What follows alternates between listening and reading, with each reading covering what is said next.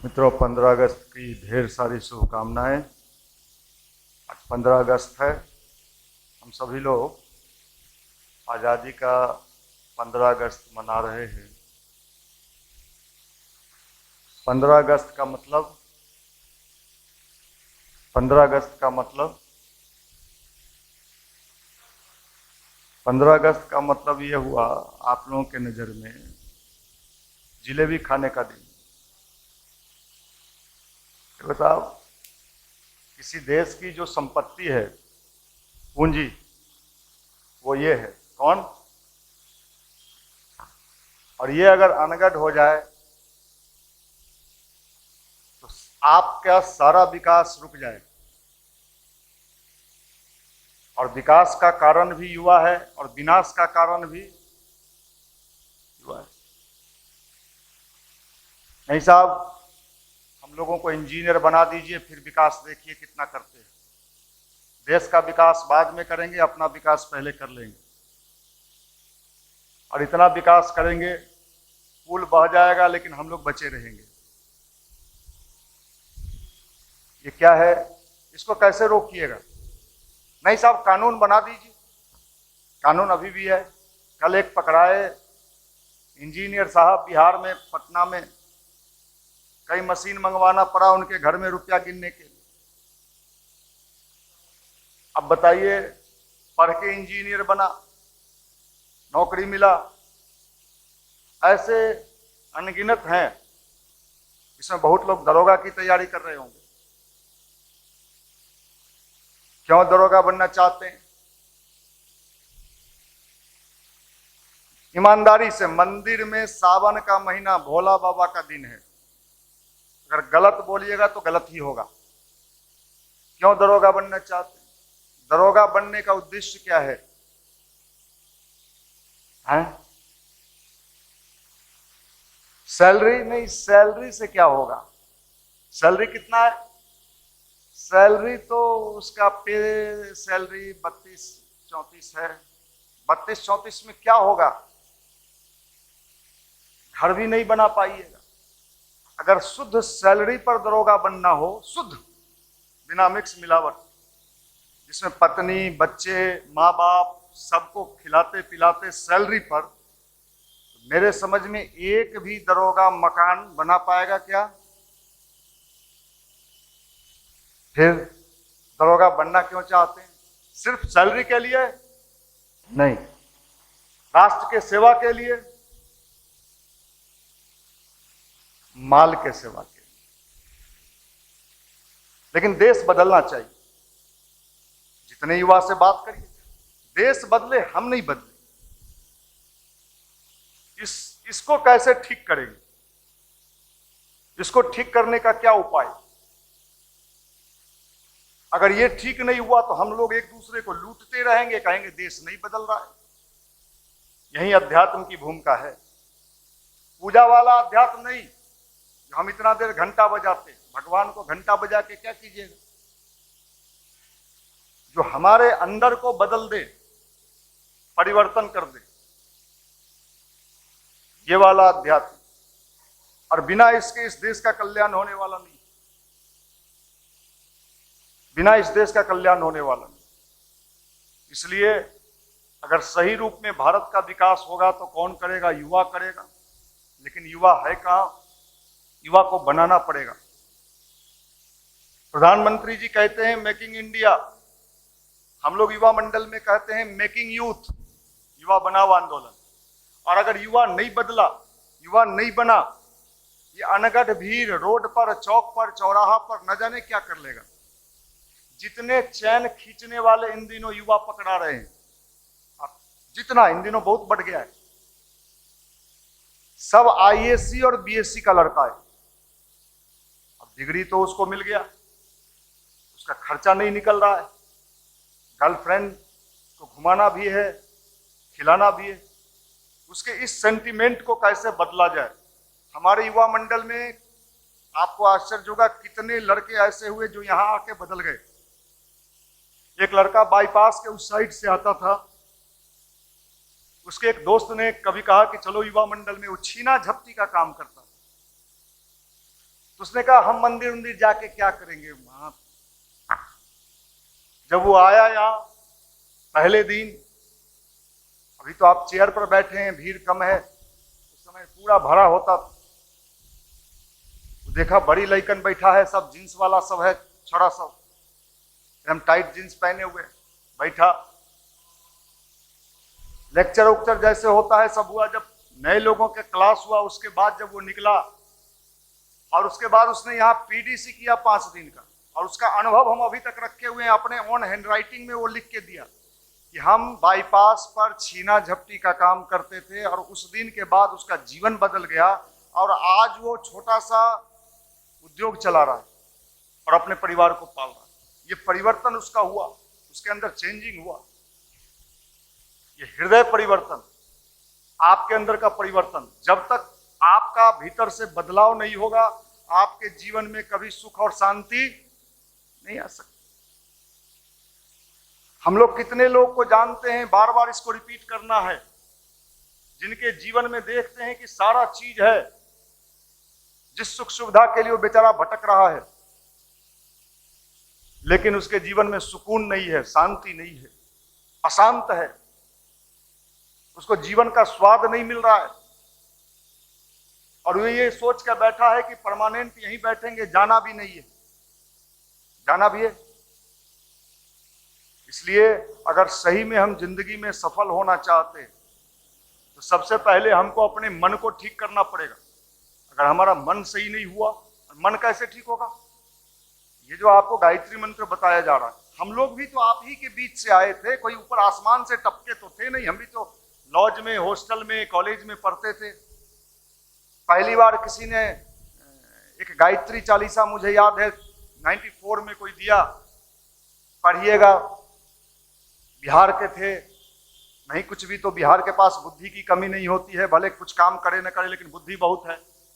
चालीसा देख के हमको हंसी छूटा। हमने देखा गायत्री चालीसा तो हमको लगा ये लगता है पूजा पाठ करता है, लेकिन आपको बताएं कि वो छोटी सी गायत्री मंत्र और वो गायत्री चालीसा हम लोग जैसे कितने लोगों का जीवन बदल दिया, कितने लोगों का स्वभाव बदल दिया, कितने लोगों को गलत रास्ते पर से अच्छे राह पे लाने का संकल्प पूरा किया। आज पूरी दुनिया में इस युवा मंडल के लड़के काम कर रहे हैं, पूरे वर्ल्ड में कोई देश ऐसा नहीं है जहां संजोग बस हमारा युवा मंडल का भाई काम नहीं कर रहा। आपको अगर सही में बनना है तो अध्यात्म के सही स्वरूप को पकड़ना होगा, ठगने वाला नहीं। साहब हम तो भगवान के पास बैठे हैं और उनको अगरबत्ती सुंघा रहे, सुंघिए बढ़िया वाला है, सेंटेड वाला है, सुगंधित। भगवान को किसी चापलूसी से कोई लेना देना नहीं है। भगवान तो आपका भाव देखता है, भाव देख, इनर। और मैं आपको चैलेंज के साथ कह सकता हूं, आप कितने ज्ञानी हो मुझे पता नहीं, बिहार में तो सब ज्ञानी है, जो खैनी ठोक रहा है वो ज्ञानी है। हम तो कलाम को देखें भाई, हमने कलाम को पढ़ा है, आपने पढ़ा कि नहीं पढ़ा मुझे नहीं पता। एक आध्यात्मिक जीवन जीने वाला आइंस्टीन को हमने पढ़ा है, आपने पढ़ा है कि नहीं पढ़ा है? आप आइंस्टीन का नाम जानते हैं, उनके थ्योरी को पढ़े होंगे आप। आइंस्टीन माला जपते थे, कितने को पता है? माला जपते थे। एक बार फ्लाइट से आ रहे थे और माला जप रहे थे आइंस्टीन, जो उनके इष्ट होंगे उनका।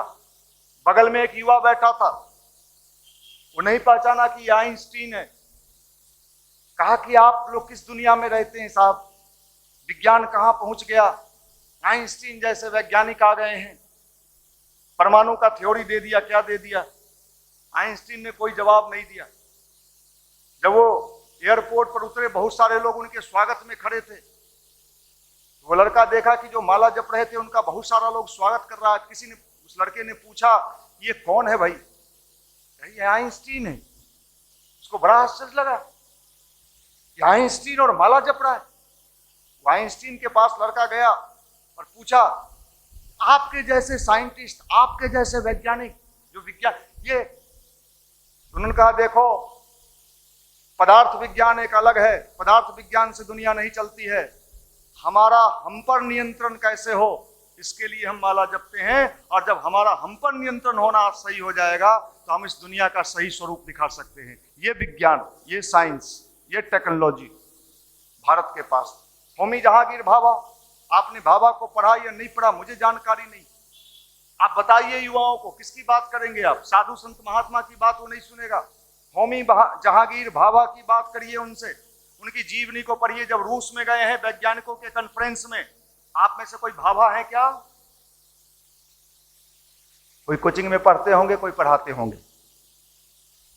होमी जहांगीर भाभा जब रूस में गए हैं और रूस के वैज्ञानिकों को उन्होंने संबोधित किया है और उन्होंने कहा है कि भारत के पास एक ऐसा विज्ञान है जो आपको अपने ऊपर नियंत्रण करना सिखाता है। और ध्यान की चर्चा, मेडिटेशन की चर्चा वहां पर किया है उन्होंने, होमी जहांगीर भाभा ने। डॉक्टर राजा रमन्ना, भारत का पहला परमाणु परीक्षण के चीफ कौन थे? वो ध्यान करते थे। मंगल ग्रह पर जो मंगलायन गया, जनरल कृष्णमूर्ति, इंडिया टुडे ने छापा है, वो ध्यान करते थे और वीणा बजाते। भैया हम तुम्हारी बात सुने कि इन वैज्ञानिकों को देखें, इन साइंटिस्टों को देखें? ये साइंटिस्ट तुमसे ज्यादा समझदार हैं कि तुम उनसे ज्यादा समझदार हो? ये बता दो भैया। वो पूजा की बात नहीं है, अपने ऊपर नियंत्रण की बात है। और ध्यान और गायत्री मंत्र, जिसको आज विज्ञान ने भी प्रूफ कर दिया है, ये आज के जीवंत समस्या का समाधान अगर व्यक्ति खोज रहा है और चाहता है कि समाज में सुख और शांति मिले, तो इसको अपनाना होगा। इसके मूल चीजों को, इसके सही चीजों को अपनाना होगा। आज बहुत सारे लोग अंबेडकर की चर्चा करते हैं, भीमराव अंबेडकर की चर्चा करते हैं। आप बताइए भीमराव अंबेडकर किस धर्म को अपनाया था? बौद्ध धर्म को अपनाया था। बौद्ध धर्म का मूल चीज क्या है? जितने बौद्धिस्ट हैं वो क्या करते हैं? ध्यान करते। अरे भैया तुम अगर अंबेडकर जी को भी मानते हो तो ध्यान तो अंबेडकर जी भी करते थे, क्योंकि बुद्ध बौद्ध धर्म से जुड़े थे। ये ध्यान कोई साधारण चीज नहीं है। और स्टूडेंट को तो सबसे ज्यादा इसकी आवश्यकता है, क्योंकि उसका मन सबसे ज्यादा भटकता है। ये जो अवस्था है, एक तो जवानी है और जवानी भी ऐसी कि आज का जवानी सब चीज अवेलेबल है एक छोटे से सिस्टम में। इस सिस्टम में सारा चीज अवेलेबल है, जब चाहे जो चाहे देख लो। क्यों? हम लोग के जमाने में अगर कुछ देखना होता था तो प्लानिंग बनता था। उस जमाने में सिनेमा हॉल जाते थे, मॉर्निंग शो। आप लोगों ने कोई मॉर्निंग शो सुना है या नहीं सुना है मुझे जानकारी नहीं। कितने लोगों ने मॉर्निंग शो सुना है? अब डर से ऐसा नहीं कि हाथ उठाइए ही नहीं, बोल दे तो फंस जाएंगे। मॉर्निंग शो, और मॉर्निंग शो में प्लान बना के हम लोग जाते थे। 1 घंटे का दिखाता था मॉर्निंग शो। उस समय गायत्री से नहीं जुड़े थे। खुल के बोलने में मुझे कोई परहेज नहीं है, और वो भी कभी कभी। और हम लोग ये सोच के जाते थे कि कुछ बढ़िया दिखाएगा उसमें, बढ़िया मतलब समझ में। और वहां जाते थे, दिखाता नहीं था, गाली देते हुए निकल जाते थे, पैसा ठग लिया। और उसका भी असर कई दिनों तक माइंड पर पड़ता था, जिससे पढ़ाई डिस्टर्ब हो जाता था, माइंड डिस्टर्ब हो जाता था, पढ़ने का कैपेसिटी घट जाता था। आज तो भगवान ने आपके पास इतना सुंदर चीज दे दिया है, जब चाहो जैसे चाहो। क्या बात है? कैसे ठीक करोगे? कैसे अपना रिजल्ट बेहतर बनाओगे? कौन से टेक्नोलॉजी है, कौन से विज्ञान है, आपके समझ में नहीं आ रहा। आप सर्वे देखो, मैं आपको बता रहा हूं कि अगर सही रूप में अगर अपने जीवन को सुंदर नहीं बनाया और इस वर्ग को ठीक नहीं किया गया ना, तो जितना पुल पुलिया है और जितना विकास का बाहरी ढांचा हमारा देश बना रहा है, मुझे खुशी हो रहा है। हम तो चाहते हैं हमारे देश में हर जगह, कौन ट्रेन कहता है वो हाई स्पीड वाला, बुलेट ट्रेन हर जगह चल जाए। लेकिन भैया अगर ये ठीक नहीं हुआ तो आपका सब बुलेट गड़बड़ा जाएगा। अभी एक बनारस से एक ट्रेन चली, महामना एक्सप्रेस, बहुत खूबसूरत, बहुत ही खूबसूरत। उसका सब चीज लेटेस्ट डिजाइन वाला। उसमें अंदर जाने के बाद लगता था कोई बढ़िया रेस्टोरेंट में आए। आप ही की तरह, हमारे तरह युवा उसमें भी चढ़े होंगे। वो चढ़े, खूबसूरत चीज तो दे दिया, कोई उसका शीशा नोच लिया। कोई उसका नल देखी तरह घुमा हो कि ना, कोई गुटखा खा के उसका जो नाला था उसी को जाम कर दिया। माफ करना, अगर भारत को खूबसूरत बनाना है, भारत को सुंदर बनाना है, आजाद 15 अगस्त है इसलिए मैं बोल रहा हूं, अगर भारत को सुंदर बनाना है, भारत को खूबसूरत बनाना है और सही में भारत को दुनिया का आइकॉन बनाना है, तो भारत के युवा को ठीक करने का संकल्प लेना ही पड़ेगा और इनको सही रास्ते पे ले चलने का प्रयत्न करना पड़ेगा। यही काम गायत्री परिवार युवा प्रकोष्ठ कर रहा है। ये साधारण काम नहीं है। ये जो काम हम लोग कर रहे हैं ना, बंजर भूमि में फसल लगाना, बताइए ऐंठ रहा है, उसका ऐंठन ठीक करना है। अब मान लीजिए आप किसी डॉक्टर के पास गए और कहे डॉक्टर साहब हमारा भाई बीमार पड़ गया है, क्या बीमारी है? बिना कारण ऐंठते रहता है। अब ये तो विचित्र रोग है और बिहार में प्रचुर मात्रा में। गांव में चलिए, बेगूसराय में चलिए, नालंदा में चलिए, हम हो ही और नीतीशे के गांव के घर चुए हो, ओकरा देख न बुढ़बा कहा खपड़ा फूटा हुआ है, देखिए ये जो ऐंठने की बीमारी है इसको ठीक करना, यही अध्यात्म है। और युवा अगर सही रूप में अपना विकास चाहता है, वो चाहता है कि हम अपनी जिंदगी का, तो उसको इन चीजों को अपनाना चाहिए, इन चीजों को अपनाना चाहिए।